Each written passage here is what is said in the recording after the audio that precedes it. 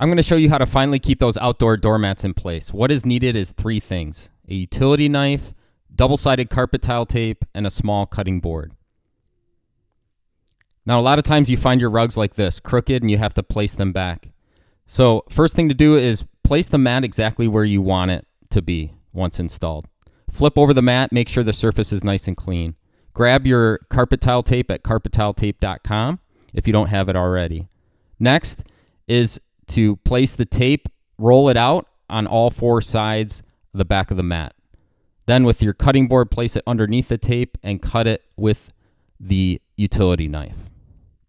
Now don't use scissors for this because the scissors, they might get gummed up because the tape is very strong. So a utility knife is best, and use the cutting board so you don't cut into the mat itself.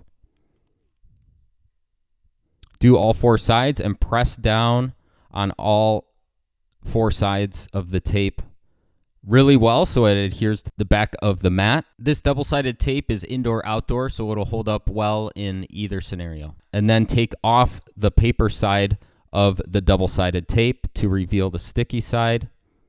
Be careful to not touch the sticky side of the tape as it can stick very easily to your fingers. And then flip over the mat and place it exactly where you want it.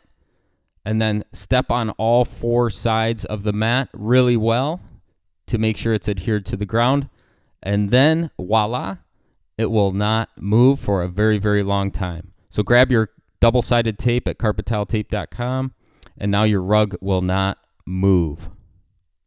So carpettape.com is where you can get that double-sided tape. This is the one that we recommend you use. Hope this video helped you out.